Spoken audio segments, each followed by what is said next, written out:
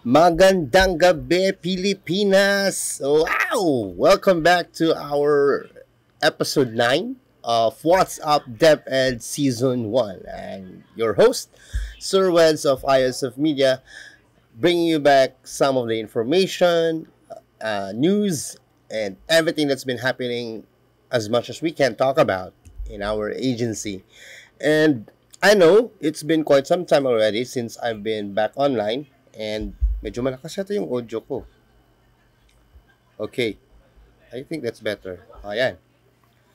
So, yun nga, ang daming ganap ano? Ang daming ganap sa DepEd ngayon. And I was supposed to go online kanina pa. But unfortunately, medyo maingay itong community namin eh. Kasi, ewan ko, ano meron dyan sa chapel ngayon. May meeting sila. Pinag-uusapan nila yung mga gastos daw sa different events ng kanilang chapel. So, yun, naabutan sila ng 2 oras. Pinag-uusapan yung bayad sa binyag, sa funeral services. So, yun, side comment ko lang. Kwento ko lang kung bakit ako natagalan na mag-online ngayong gabi. And it's been such a long time din since I've been online. No? Nag-broadcast tayo, matagal-tagal na rin. And as I was saying, I wanted to go online as much as I can. Siguro at least twice a week sana. Pero nagkaroon ng mga events na na-involve po tayo dito sa region namin. Kaya medyo na-busy rin ako. So, hindi ako nakapag-online. Pati yung Facebook page ko, yung mga admins ko doon, may mga concerns din regarding sa mga templates natin. Especially about the new DepEd matatag curriculum na hanggang ngayon wala pang School Form 9 and School Form 10 na official in terms to addressing the new standards with the curriculum. Kasi yung school forms po natin fixed eh. Recognized po siya na official document ng DepEd. So, altering parts of it, especially sa learning area data elements, is not, it's not a minor thing. Napakalaking bagay po yun. Yung electronic class record po, pwede po tayong mag-device nun. Kasi, encourage lang naman ang paggamit ng electronic class record. Kung yung teacher ayaw niya gumamit ng electronic class record, gusto niya talaga manual, pwede naman kasi mag-manual. Hindi naman kasi yun forceful na provision ng department natin, Pero yung School Form 9 and School Form 10, official documents po yan. So, meron talagang template ang DepEd. And we are all waiting for that said template na i-release. So, that's this one thing na kailangan din nating i-reconsider before po tayo maglalabas o mag-outsource or purchase ng mga documents na ito, Especially sa mga schools. So, nag-online po tayo kasi nga, na-miss ko po kayo. I hope na-miss nyo rin po ako.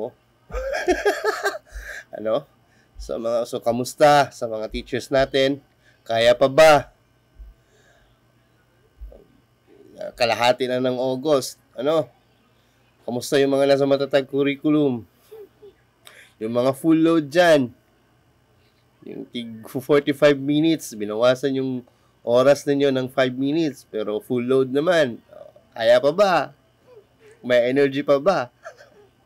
Ay, nako, DepEd. So, we are also anticipating the new policy guidelines sa provision ng DepEd Order number 10, kasi nga daw, they are currently looking into it. Kasi daw, maraming reklamo, especially sa Congress, kasi overloaded yung mga teachers natin. Which brings me to the next topic that I'm going to talk about. Yung kay Tito Mars. Ay, nako, yung si Tito Mars. Ay, ano ba yan, Tito Mars? Ano ba kasi yung pinagsasabi mo, Tito Mars? Bakit nga raw yung mga dating teachers hindi naman daw nagre-reklamo, pero yung mga teachers daw ngayon, kaya lakas na daw magreklamo. Gusto na yata daw, tigda 2, 3 o 4 na oras lang yung pagtuturo, tapos babayaran ng buong isang araw. Nako, Tito Mars, ayaw kitang patulan. Ay, nako. Ayaw kitang patulan kasi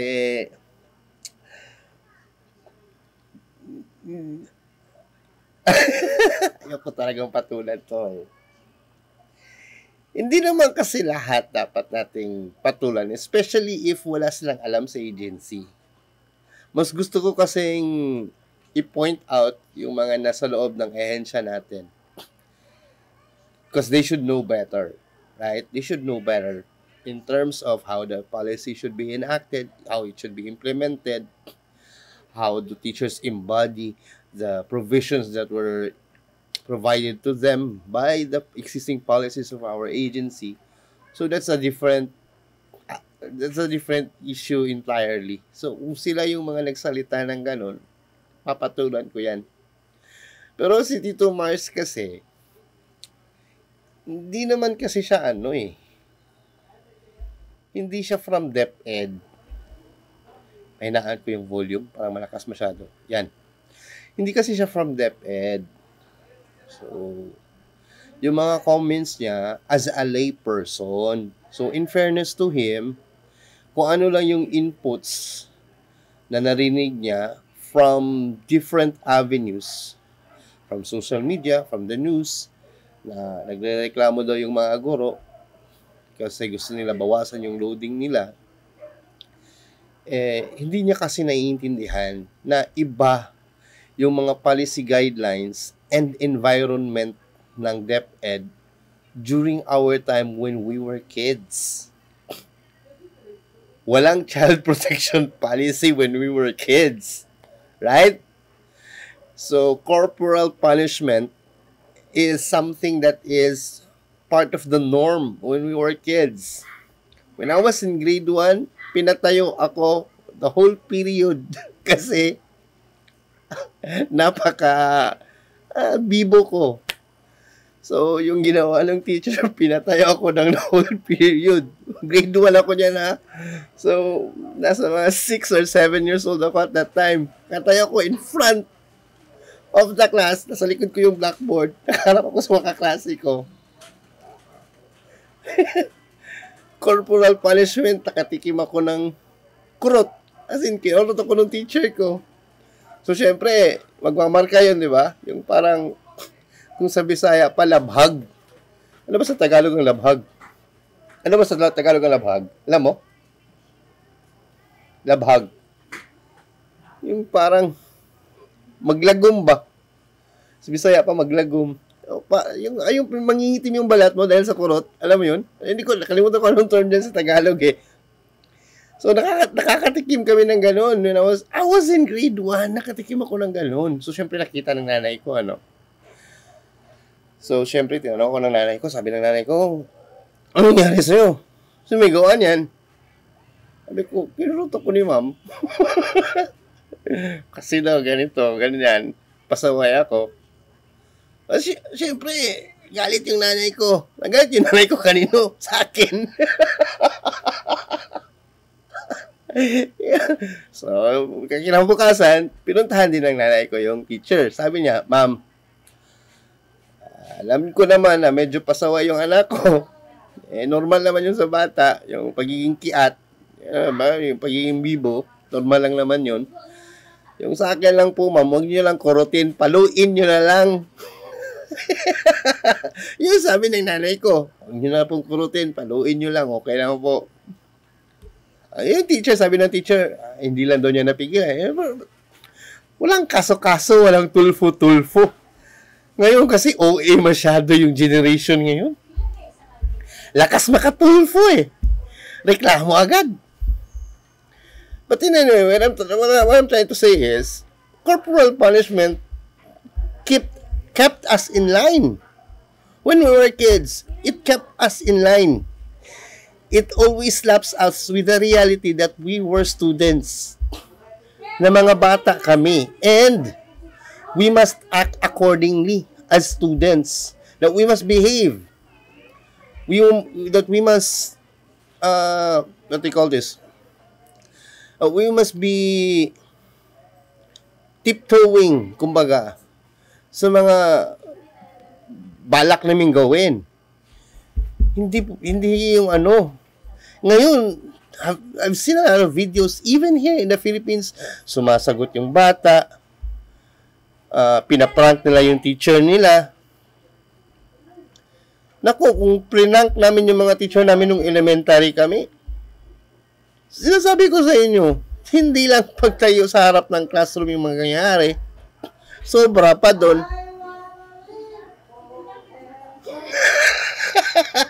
Iba talaga itong community namin. I remembered, grade 4 ako, grade 4. Ito, presko sa utak ko to, grade 4 ako. Tatlo kami. Naglalaro kami nung takyan. Sipa. Yung sipa. Oo. Yung takyan. Early in the morning. So, before magsisimula yung klase, wala kami cellphone eh. Walang ganyan noon eh. Takyan. Yung magsisipa. So, around, I think, before 6:30 pa yun eh. Takyan kami galon. So, siyempre, bomba tawag namin dyan. Yung sisipain mo na malakas yung sipa. Yung takyan, sisipain mo na malakas. Pak! Ganun. Tapos, siyempre, kapag ikaw yung taya, habulin mo yung yung takyan.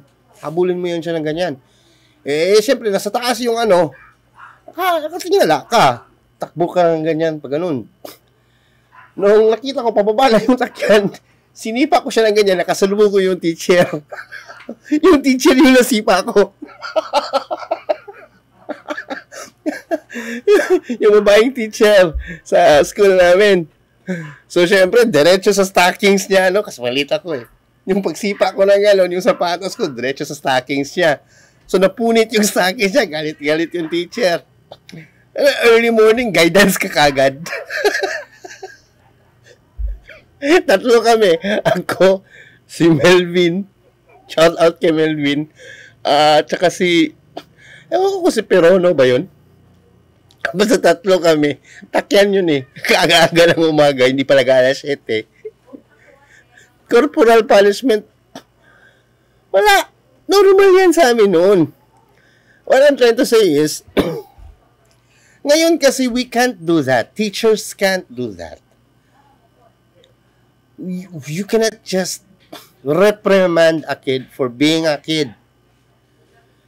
Studies have shown internationally that it will not benefit. To hell with those studies, but we are governed by research and data, so we cannot just disagree with a certain study. So might as well try to test it. And DepEd is promoting a child-friendly environment. So we can't really do the Juvenile Delinquency Act as well. Napakalawak at napakarami ng mga policies that protects the child right now na wala noon. And because of that, the authority that teachers have over their students overwhelms the psychological impact or the psychological wiring of us as kids that time towards our teachers. When we say that our teachers are our second parents, it was not just because of the mere sense that they are there most of the time in front of us in a daily basis. We really look at them at the same way that we look at our parents when they tell us things that we need to do and we must not do. So imagine that. Malaking bagay yun. Hindi yun siya something na parang wala lang. And that's the thing there. So when you're managing such classroom right now, a classroom filled with kids who thinks they have the entitled mindset na kaya nila at pwede nilang gawin lahat ng gusto nila. Mapa-classroom man o mapasalabas man ang classroom, it's not a small thing na kaya mong i-handle ng basta-basta. Teachers weren't trained to handle such kids. We were trained to teach.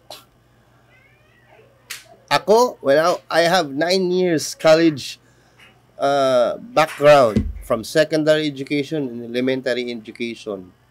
Hindi kami tinuruan paano ano ang gagawin exactly sa 35 to 45 students sa loob ng isang classroom kung sabay-sabay sila nga na hindi makikinig sa'yo at walang respeto sa'yo. But we must teach by hook or by crook. Kailangang magturo si teacher at i-deliver yung lesson niya or else yung impact sa kanyang trabaho will ultimately be against her. So, handling that for 6 hours, 35 per class. Kung floating academic teacher ka, every class, sabihin na natin average, minimum standard, 35 students. Minimum yan ha, minimum. 6 different classes a day. 35 times 6, ilan yan? That's 210. Tama ba? 210 different personalities. Straight. I dare anyone, not just Tito Mars, anyone outside of DepEd, outside of the field of teaching, try to handle 210 different kids every day for 6 hours. Not just handle them, teaching them. That's different set of competencies that are given to you as a responsibility to deliver. 210 different students, different personalities. And you need not just to teach them, but also to track their progress. Because the teachers of today are told to individualize, to contextualize their instruction based on the learning of the student from what he or she knows to what he or she should know. So every student has a different set of learning competencies by the time na humarap siya sa'yo sa classroom. Aside from the multiple intelligences that they have. When we say multiple intelligence, we're talking about their specialties, their fortes, their favorite subject. Let's just say, in layman's term, favorite subject. May mga bata magaling sa math, but cannot articulate well in English.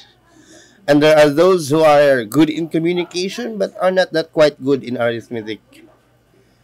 These are examples of multiple intelligences that we must have to deal with on a daily basis. 210 different learners for 6 straight hours. So nagtataka kayo bakit kulela tayo sa mga international assessments? Because of that particular factor. Aside from the different number of learning areas that are needed to be delivered on a daily basis. Napakaraming kailangang matutunan sa isang araw.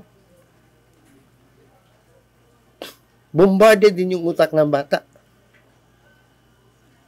So these are a lot of factors kung bakit mahirap magturo ng 6 na oras na straight.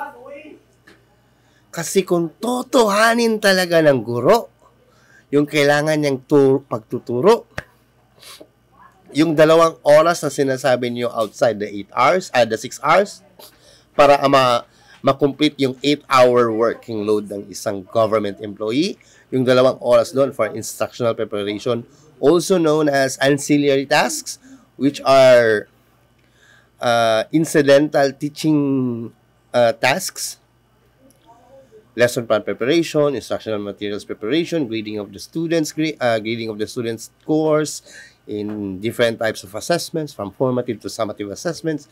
Lahat po yun, incidental tasks ng pagiging guro. 2 oras lang daw ang ibibigay sa'yo. Kulang yan 2 oras. Kung sadyang tutuhanin talaga natin na kailangan nating i-individualize, i-contextualize yung pagtuturo natin according sa pangangailangan ng isang estudyante. Lalong-lalo na sa panahon ngayon, when we are very much so far away from the international standards. So, kulang po yung panahon na yon. Kaya po, sobra rin yung 6 na oras na kailangang magturo. Ang kailangan kasi natin ngayon, bawasan yung panahon ng pagtuturo ng mga kailangang ituro na mga subject at dagdagan natin yung mga panahon na ang mga guro ay makapaghanda ng mga kailangan nilang ituro upang masiguro na kung ano man ang kinakailangang ituro ay natututunan talaga ng ating mga bata. Useless yung napakaraming tinuturo, hindi naman pumapasok lahat. Diba? Tuturuan mo ng computer literacy. Tuturuan mo ng English. Tuturuan ko siya ng mathematics ng STEM. Napakaraming tuturo. Kaya dapat din nila makalimutan yung history kung saan tayo nanggaling bilang mga Pilipino ng pagiging magkabayan. So pagdating sa international assessment, di naman tinatanong sino national hero ng Pilipinas.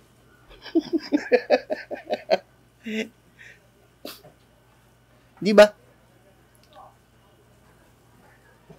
Kaya nga kinu-question ng karamihan ng masa kung para saan ba talaga ang ating mga tinuturo sa loob ng classroom.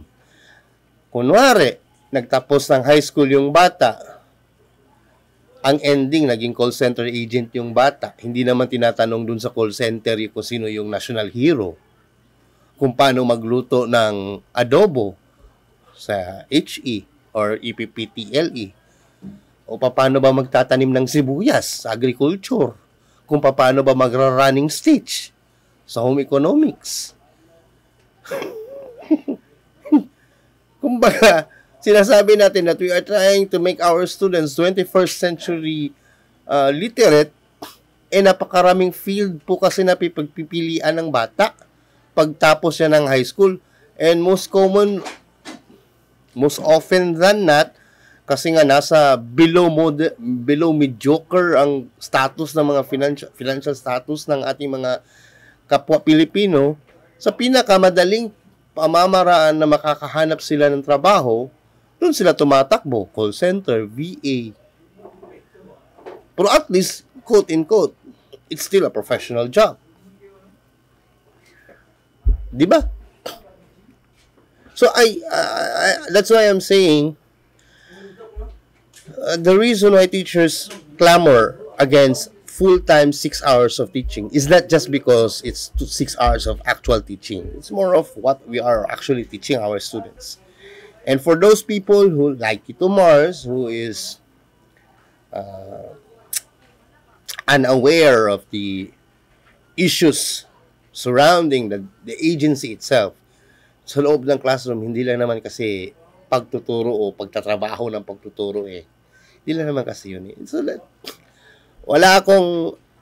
I am not hating him. I have nothing against him. Typical reaction yun, siguro, for majority of the Filipinos, na hindi nakakaalam talaga ng concerns ng ating mga guro. And we're not ashamed. Kasi sinabi niya, hindi ba kami nahihiya sa mga sundalo, sa mga nurses? We have different fields. Uulitin ko po, ang mga guro lang ang nag-iisang trabaho sa lahat ng mga government employees na bit-bit ang trabaho hanggang sa bahay. Walang nurse na binibit-bit niya yung pasyente niya sa pamamahay nila. Walang sundalo na sasabihin niya sa kalaban niya, pre, sa bahay na lang tayo magtapos. Sabihin niya yung kalaban niya. Alam mo, nakakita sundalo, hey, announcement! Log out muna tayo. 8 hours na kami nakikipagbakbakan sa'yo. Log out muna. Wala! Kasi hindi naman nila dadalhin sa bahay nila yun Magbabakasyon din naman sila. And salary-wise speaking, ang layo ng ng salary ng guro compared sa sasabihin nyo, we always clamor for salary increase. Of course, sino man naman na ayaw na mas mataas na sweldo? Ay, papakaipokrito. Ba yan? Kakano, ganyan, huwag tayo maging plastic. Di ba?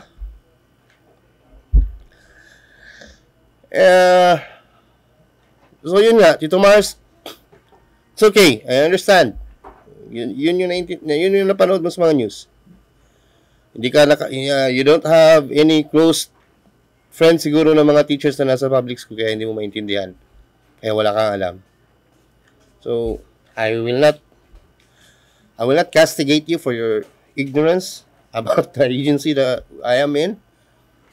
But in speaking on behalf of all of the teachers in our country here in the Philippines, Tito Mars, shut up.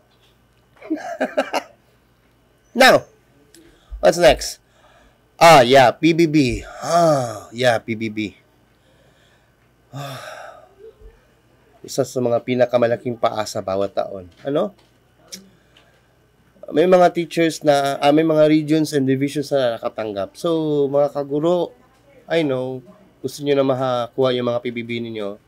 But, I think and I believe our regional offices are trying to do their best naman siguro na matanggap na yung PBB.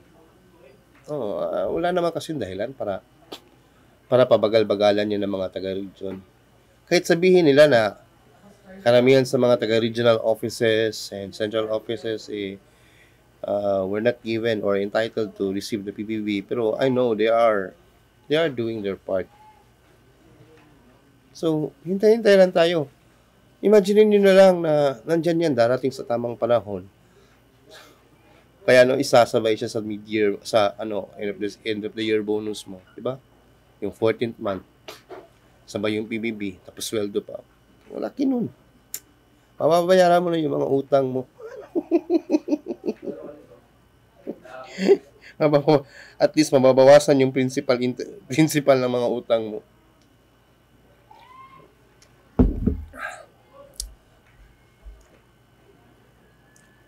Ito na naman. Oo nga. Ito, may mess. Bakit ayaw nyo mag-comment? Mag-comment nga kayo. Huwag yung mag-message lang. Ano ba yan? Baka naman madagdagan itong mga views natin. yung engagement ng views. Mag-comment naman kayo. Nag-message kasi Ba yan? Yung concern about balik decorations daw sa classrooms. Yun na nga.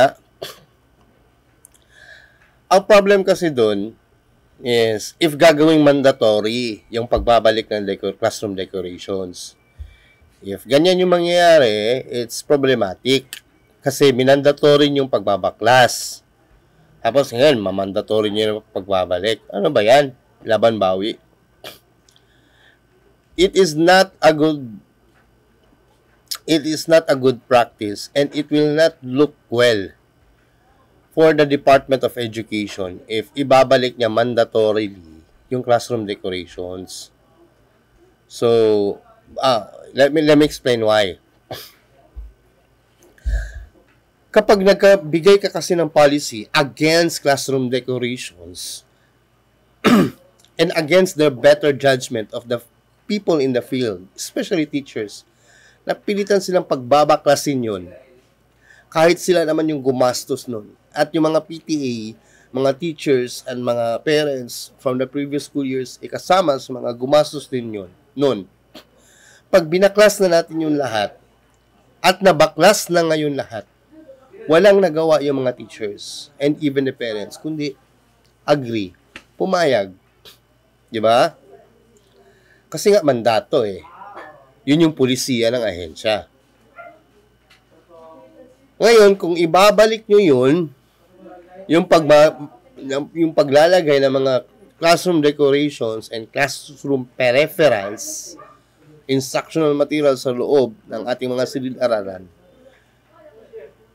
it will not really look good sa DepEd. Bakit? Ang labas, lahat na lang pala, out of whim.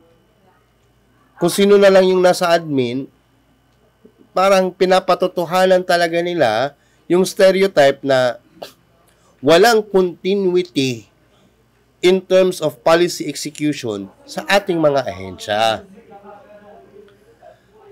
So it begs the question, pinag-iisipan ba talaga yung mga pulisiya na nilalabas ng ating agency before nila ito ipina-implement sa field?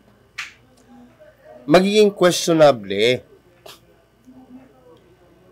Kapag sasabihin nyo na mayroong policy studies pala na nagsasabi na maganda ang mayroong classroom decorations and peripherals, etc. na nilalagay dyan, we will beg, the field will, not just the field, everyone will question, then why did you ask them to remove it in the first place? Ganun ang magiging ano nun. So, kaninong trip yun?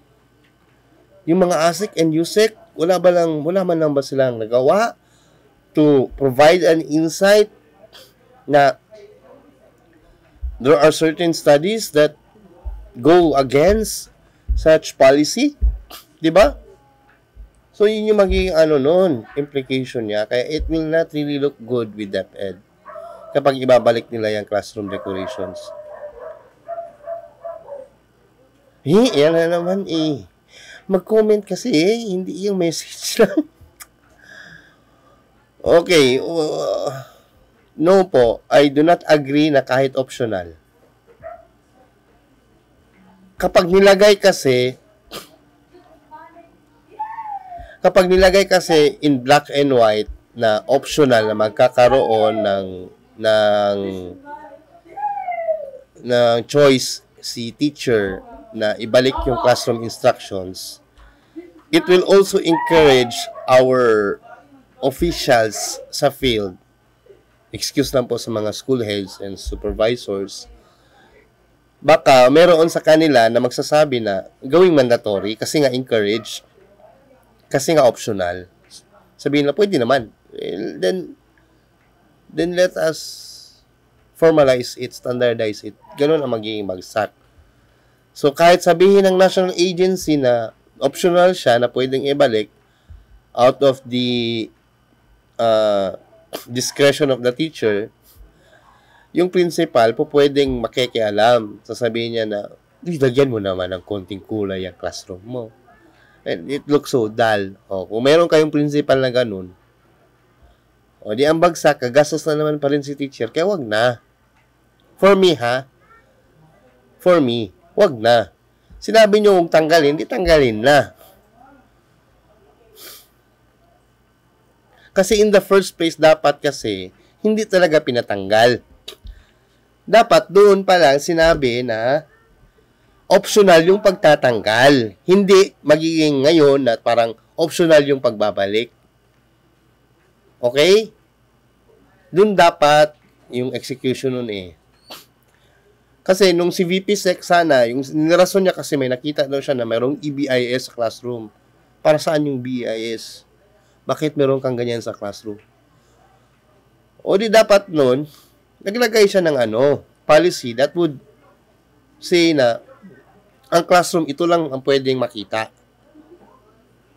Pwede hindi dapat. Magkaiba yun Yung sinabi ko, dapat ang ginawa kasi ni VP Sec that time was, in view of the current practices that I witnessed in the field in terms of how teachers manage their classroom structure as a physical environment, I have noticed that these were the things that were not aligned in towards the curriculum delivery or anything that would benefit the learners in terms of learning the different set of competencies that are required from them for a particular grade level.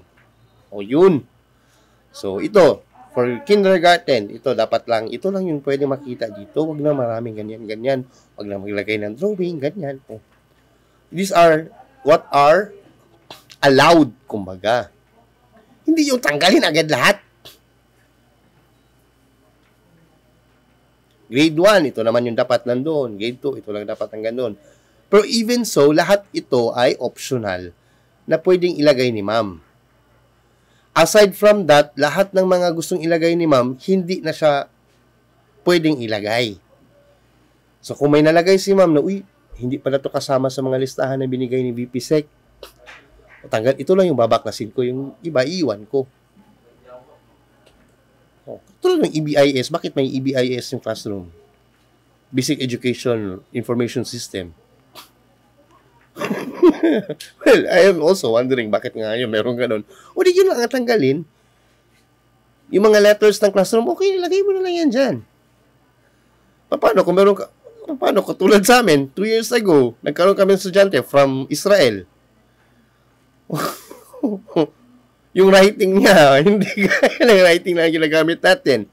Or what if we will have students from international schools? Or sabihin natin from Saudi, Arabic. Oh. 'Di ba? So it would still help in one way or another. In a minuscule shape or form, may matutulong pa rin 'yan. So dapat 'yun yung ginawa originally. So ngayon, wag na lang nating ibalik. Tinanggal nyo na eh. Huwag nyo na ibalik. Tama na yun. Oh, see? Oh, agree din pala si ma'am. Oh. Ma'am, bakit ayaw mo mag-message, mag-comment? Ma'am, bakit dyan ka sa Facebook messenger ko? Gusto mo i-shoutout kita? 21, okay. Yun nga, yung second last topic is the 21 pesos against kahirapan ng NEDA. Ewan ko paano nila binudget yon. 21 pesos for every meal, times mo yan ng 3, that's 63 pesos. 63 pesos, i-times mo yan siya into 30 days, that's around 1,800, 1,890. Oh, 1,890. Budget mo sa pagkain sa isang buwan. Wala pong mabubuhay sa 1,890 sa isang buwan. Kahit sabihin natin na na yun yung parang minimum lang. Kapag meron kang 21 pesos, buhay ka na. Yes, ilang taon na ba yung saan naabot yung 20 pesos mo? Yung corneto, di ba hindi na nila in-advertise yun ulit? Kasi hindi na tag 20 pesos yung corneto nila eh. Kasi nagmahal na lahat ng ingredients. So, 21 pesos kahit sabihin natin na 63 pesos in a day, 1,890 in a month. Minimum na yan. Yung isang 25 kilos ng bigas na binili ko kahapon is 1,400 na. So, kung meron pa akong 500, sabihin natin 500 pesos. Ano mabibili ko sa 500 pesos na mabubusog ako sa loob ng isang buwan? Kasi, stipend. Ano siya eh. Yung kanin kasi is our staple food. Hindi yan siya nawawala sa atin. So, kung 500 pesos na lang yung may iwan para sa isang buwan, para sa ulam, yung pinakamurang isda, magkano ba isang kilo? O sabihin na natin, makakabili ka ng 2 o 3 kilo sa isang buwan. Para sa isang buwan ng 500 pesos na isda. 1,890. So, 500 pesos. So, paano yung mantika? Paano yung gasol? Kulang po yun. Isda na nga yun. Alam nga, sabihin ninyo, bibili kami ng noodles araw-araw noodles. Hindi na, pwede yun. Hindi pa kasama doon yung kape at saka asukal. Diba? Masyado kasing outdated yung data ng Pilipinas. Totoo lang. Napaka-outdated. And I think it's also sabihin natin political conspiracy. If there are more people who are below the threshold for the average life, kapag mas marami yung taong ganun, mas marami yung desperado to accept any kind of job for the sake of those who are in the higher end of our social statuses. So, Yun. It's been how many minutes already? Oh, it's 40 minutes. So I've covered as much as I can for a certain period since our last episode, no, ng What's Up DepEd. There are a lot of things to look into in the future. And yung mga possible surprises ng agency natin na I am really looking forward to na yung ikakabuti ng mga guro. Kasi kapag mabuti yung kalagayan ng mga guro, it will ultimately reflect sa performance rin ng mga bata. Ganun yan. Walang study na magdi-disagree dyan. So, that's about it. Sa mga nag-message, maraming salamat. Sana next time, mag-message kayo, mag-comment na lang kayo sa video para dumami naman yung engagement natin. Ano? Hindi lang yung dito sa Messenger. Para maparami naman yung engagement ng videos natin. Sa mga patuloy na sumusuporta sa Facebook page namin, sa aming YouTube channel, ISF Media, our website, eduknasyon.blogspot.com, our Instagram na minsan hindi madalas na nagkakaroon ng post kasi ako lang talaga yung may hawak nun. Yung Facebook page namin, meron kaming lima kami lahat. Pero hindi ako engaged sa Facebook page namin. Yung nagre-reply dyan mga admins ko na tumutulong sa atin. Sa TikTok naman, hindi ako masyadong active ngayon sa TikTok. Dami kasing restrictions yung TikTok na yan. Naiinis ako. Kakainis. Para lang siya sa mga sikat. Hindi ako sumisikat dyan. Para kailangan ko pa sumayaw para sumikat ako. So, please continue supporting us, following us sa mga social media channels namin na nandito. Yan po ang ating mga social media channels. If you want to avail our automated templates sa website ko po, yan dyan din po sa ating video ngayon. It's already available there. If you wanna continue to support us dito sa Facebook, please watch our videos, comment, engage, share, like, and always support us, especially sa YouTube channel din namin. Maraming salamat as always sa panonood, pakikinig, at being up with me even at this ungodly hour. This is Sir Reds of ISF Media. Sige, balot. This is Sir Reds of ISF Media. Signing out from our episode tonight, episode 9 of What's Up DepEd Season 1. Maraming salamat. Bye-bye. Good night.